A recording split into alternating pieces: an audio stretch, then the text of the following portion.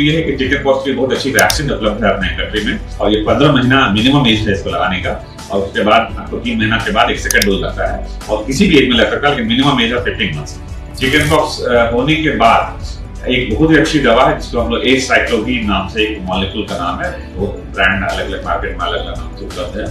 ये बहुत अच्छी दवा है, पिछले कई सालों से ये उपलब्ध है अपने कंट्री में,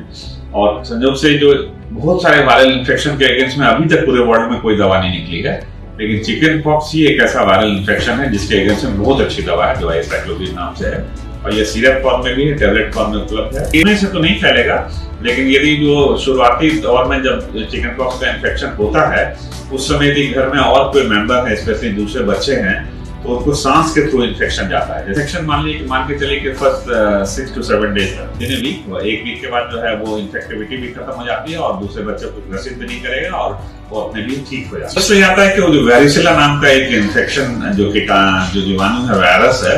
वो सांस के थ्रू जाता है, वायुमंडल में कीटाणु रहता है, जिसके कारण वो सांस से, यदि बच्चा मान लीजिए कुपोषित है या किसी और कारण से उसकी इम्यूनिटी कम है, तो ऐसे बच्चों में तुरंत इस तरह का वायरस जो है बॉडी में प्रवेश करता है सांस के थ्रू। और दूसरा यदि किसी को भी है तो कोशिश करें कि घर में दूसरे बच्चे को से उस बच्चे को अलग रखें ताकि वो इन्फेक्शन, अदरवाइज बहुत हाई चांसेस है कि दूसरे बच्चे को इन्फेक्शन होना ही होना।